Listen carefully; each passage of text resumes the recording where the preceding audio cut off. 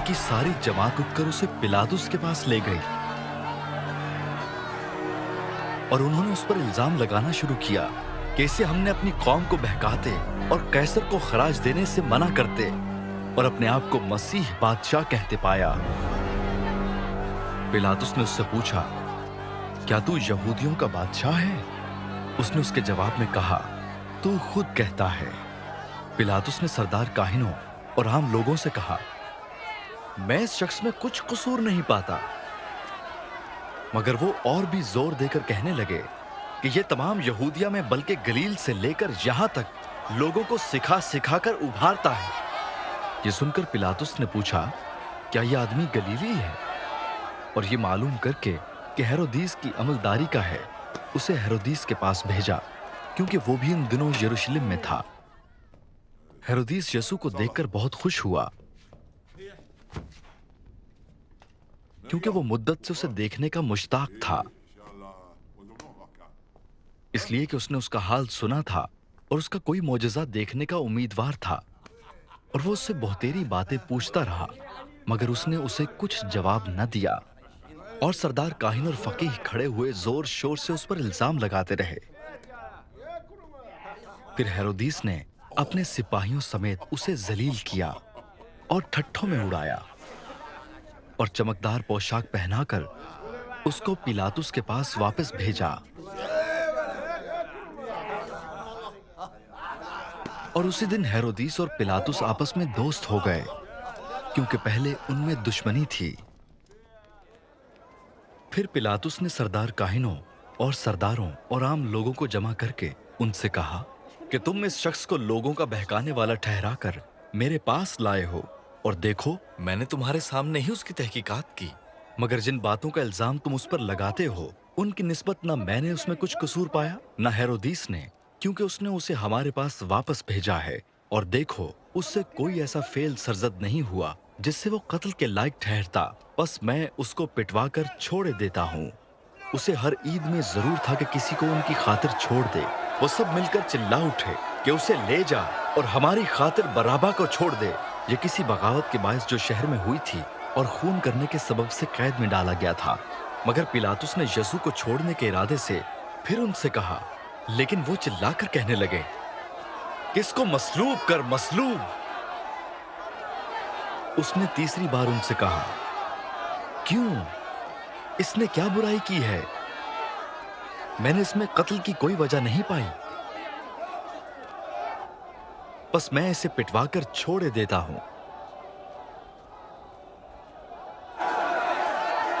मगर वो चिल्ला चिल्ला कर सर होते रहे कि वो मसलूब किया जाए, और उनका चिल्लाना कारगर हुआ। बस पिलातुस ने हुक्म दिया कि उनकी दरखास्त के मुवाफिक हो, और जो शख्स बगावत और खून करने के सबब से कैद में पड़ा था और जिसे उन्होंने मांगा था, उसे छोड़ दिया। मगर यीशु को उनकी मर्जी के मुवाफिक सिपाहियों के हवाले किया।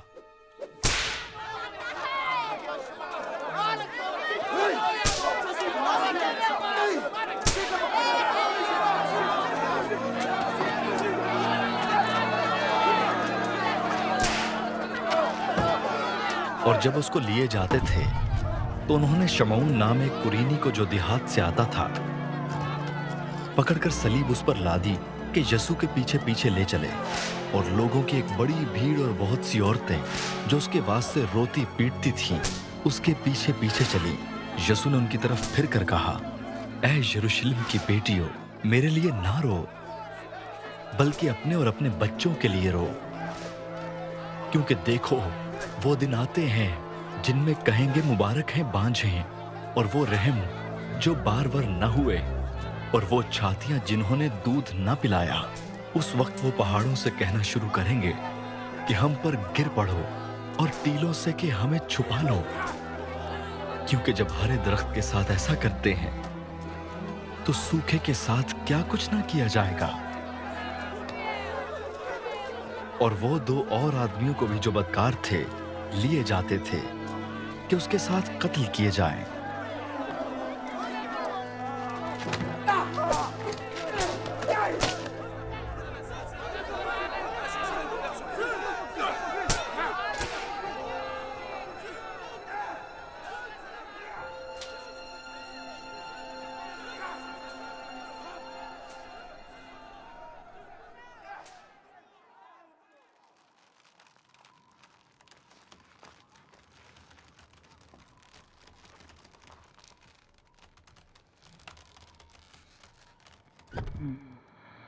जब वो उस जगह पर पहुंचे जिसे खोपड़ी कहते हैं, तो वहां उसे मसलूब किया और बदकारों को भी, एक को दाहिनी और दूसरे को बाईं तरफ।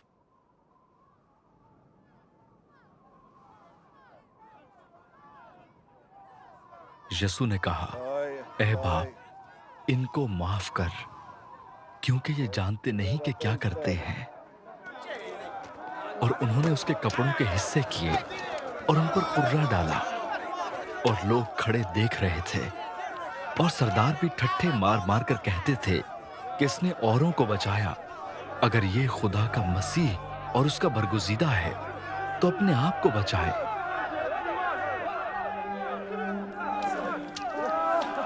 सिपाहियों ने भी पास आकर और सिरका पेश करके उस पर ठट्ठा मारा और कहा कि अगर तू यहूदियों का बादशाह है, तो अपने आप को बचा।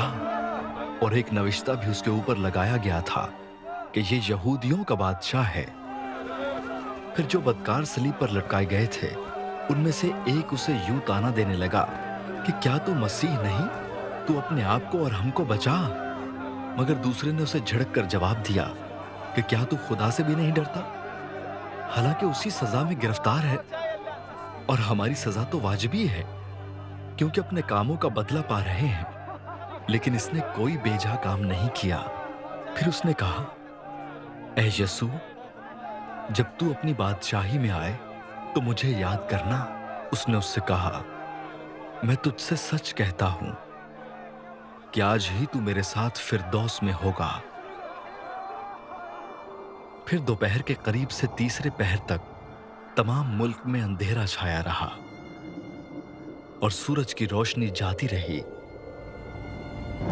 और मकदिस का पर्दा बीच से फट गया।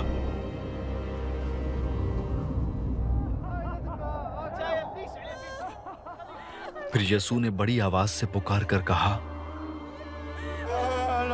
ऐ बाप, मैं अपनी रूह तेरे हाथों में सौंपता हूं।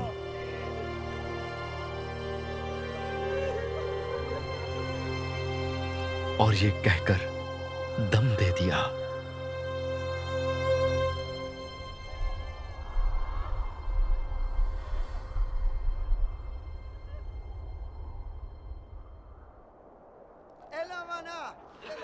ये माजरा देखकर सूबेदार ने खुदा की तमजीद की और कहा, बेशक ये आदमी रास्तबाज था।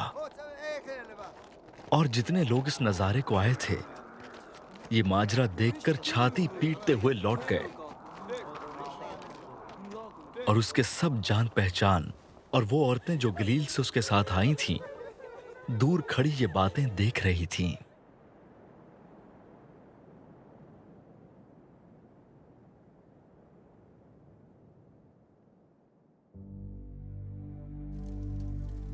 और देखो, यूसुफ नाम एक शख्स मुशीर था, जो नेक और रास्तबाज आदमी था और उनकी सलाह और काम से रजामंद न था।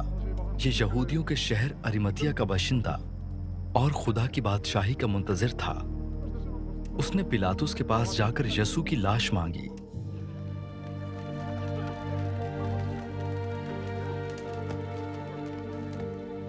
और उसको उतारकर महीन चादर में लपेटा, फिर एक कब्र के अंदर रख दिया, जो चट्टान में खुदी हुई थी, और उसमें कोई कभी रखा न गया था।